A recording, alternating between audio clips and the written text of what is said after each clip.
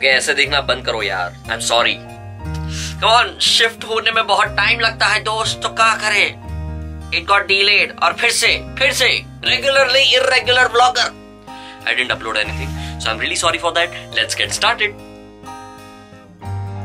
हमें नेगेटिविटीज या फिर हमारी लाइफ के नेगेटिव एक्सपीरियंसेस को याद करना अच्छा नहीं लगता। In fact we hate them. Why? I know उन सब हादसों की वजह से या नेगेटिव एक्सपीरियंसेस की वजह से हमारी लाइफ झंड हो गई थी या फिर हो गई है, आई नो। पर उन सब लोगों की वजह से या फिर उन सब एक्सपीरियंसेस की वजह से क्या आपकी लाइफ में कुछ भी परिवर्तन नहीं आया है? Nothing positive? ऐसा तो नहीं है। सोचे कि वो हार्ट ब्रेकिंग सिचुएशन ना हुई होती, यानी कि आपका दिल ना टूटा होता, तो आप अपना दिल किसी को भी देने से पहले जरा भी नहीं सोचते, किसी भी अरे गहरे नथु गहरे को दे देते। But thanks to that person जिसने सिखाया कि दिल ऐसे ही किसी को नहीं देते। अगर उस इंसान ने आपको जरूरत के टाइम पे ही डिच ना किया होता तो ना ही आप उस सिचुएशन को हैंडल कर पाते और ना ही ये सीखते कि कोई भी इंसान आपको किसी भी टाइम पे छोड़ सकता है। So be prepared for that. Thanks to that person. Room में जो लाइट है ना, वो उस अंधेरे की वजह से। अगर वो अंधेरा ही ना होता तो लाइट का इंपॉर्टेंस क्या है वो हमें पता ही नहीं चलता। वैसे ही लाइफ में जो सुख है वो दुख की वजह से है। अगर दुख ही ना होता या फिर प्रॉब्लम्स ही ना होते तो लाइफ में हैप्पीनेस का मीनिंग क्या होता है या उसका इंपॉर्टेंस क्या होता है वो हमें पता ही नहीं चलता। बॉटम लाइन इज, लाइफ में जो पॉजिटिविटी है उसका एग्जिस्टेंस नेगेटिविटी की वजह से ही है। सो उसको क्रिटिसाइज करने की जगह पे उसको अप्रिशिएट कीजिए, उसको गले लगाइए और थैंक यू कह के जाने दीजिए, क्योंकि लाइफ में हैप्पीनेस की कीमत सैडनेस के बाद ही होती है। आपने कभी भी ऐसा सोचा कि लाइफ में आप जब भी किसी से दूर जाते हो तभी उसका इंपॉर्टेंस आपको क्यों ज्यादा लगता है या फिर उससे प्यार क्यों ज्यादा हो जाता है? कभी ऐसा सोचा? वो इंसान हो, वो पेट हो या फिर कोई शहर ही क्यों ना हो। एग्जैक्ट 3 सालों के बाद जब मैं बड़ौदा से निकल रहा था तब फेयरवेल हुई ऑफिस में और वहां पे कुछ लोगों की बातों ने मुझे शॉक कर दिया। नो, तारीफ की बात तो ठीक थी बट कुछ बातों ने, कुछ ऑब्जर्वेशन से मुझे शॉक कर दिया। ऐसा होता है ना कि आप जितना अपने बारे में ऑब्जर्व करते हो उससे ज्यादा बाहर के लोग आपके बारे में ऑब्जर्व करते हैं। तो वैसा ही कुछ हुआ। सो व्हाट हैपेंड कि one of my colleagues told me कि जब तुम अहमदाबाद में थे, तुम्हारे करियर की शुरुआत हुई थी, तब सब कुछ नया नया था, ठीक है, उसमें कोई नई बात नहीं थी। तो वहां पे तुम्हें वो क्रिएटिवली ग्रो होने की कोई स्पेस नहीं मिल रही थी। पर जब तुम बड़ौदा आए तो वहां पे तुम्हें पूरा खाली मैदान मिला।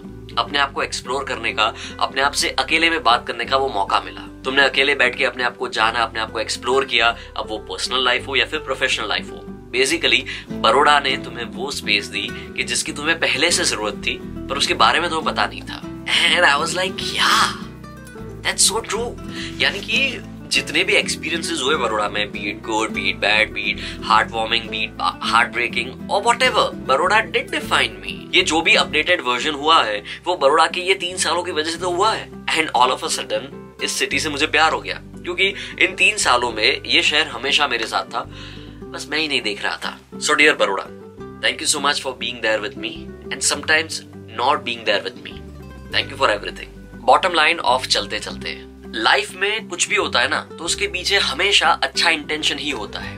इट्स जस्ट कि हम उस बुरे हालात की वजह से अपनी अकड़ को छोड़ नहीं सकते और जो अच्छी बातें आ रही होती है वो भी वहीं पे अटक जाती है और हमें हमेशा ऐसा लगता है कि यार मेरे साथ ही हमेशा बुरा होता है, जबकि अच्छा होने जा रहा है, बस शुरुआत बुरी है। So never criticize that shit happening in your life because अगर वो हो रहा है that means यहाँ पे जगह खाली हो रही है, that means कुछ अच्छा आने वाला है। So just wait कि वो फ्लश हो जाए, उसके बाद नया खाना एंटर करो, that's it। And sorry for this toilet philosophy। सवाल है सुरभि का, लाइफ में कभी कभार नेगेटिव फेजेस आ जाते हैं और उसके बाद फिर से आगे बढ़ने की हिम्मत नहीं होती, कुछ भी पॉजिटिव नहीं सूझता, क्या किया जाए? ओके, ये एग्जांपल मैं बहुत बार दे चुका हूं और यहाँ पे भी दूंगा क्योंकि कहीं ना कहीं ये आज भी रिलेवेंट है। इमेजिन कीजिए कि आप पार्क में कहीं घूम रहे हैं, सडनली आपकी नजर पड़ती है उस अच्छे से खूबसूरत से गुलाब पे। आपका जी चाहता है कि उसको छू ले और उसको ले ले। आप हाथ आगे बढ़ाते हैं और तुरंत आपको कांटा लग जाता है और खून निकलता है and you are like screw you Rose, ऐसा। नेक्स्ट टाइम आप वहीं से गुजरते हैं और आपकी नजर उसी गुलाब पे पड़ती है और आपका मन फिर से वैसा चाहता है कि यार फिर से गुलाब ले ले। इस बार आप थोड़ा सा डर के ही सही पर उस गुलाब को लेंगे और उस कांटों से अपने हाथ को बचाएंगे ताकि आपको वो कांटा ना लगे और गुलाब आप ले सके। सिंपल, लाइफ में यही तो करना है। एक बार आपको खराब एक्सपीरियंस हुआ उसका मतलब ये नहीं कि हर बार खराब एक्सपीरियंसेस ही होंगे। वो एक नेगेटिव फेज आया क्योंकि वो आपको कुछ स्ट्रॉन्ग बनाना चाहता था या फिर आपको कुछ लेसन सिखाना चाहता था। आई नो आपने उसके लिए कोई एडमिशन नहीं लिया था, बट कम ऑन, लाइफ है, कहीं ना कहीं आपको ये सब सीखना पड़ेगा।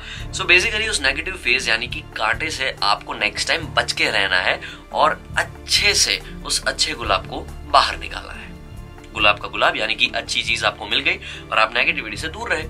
ये फिलॉसफी को अगर आप अपनी लाइफ में इंप्लीमेंट करेंगे तो शायद ये जो कतराते हैं या फिर डरते हैं आगे जाके, वो थोड़ा कम हो जाएगा। जस्ट कीप डूइंग दिस, क्योंकि लाइफ में जो भी होता है वो अच्छे के लिए होता है और आपको स्ट्रांग बनाने के लिए ही होता है, वीक बनाने के लिए नहीं।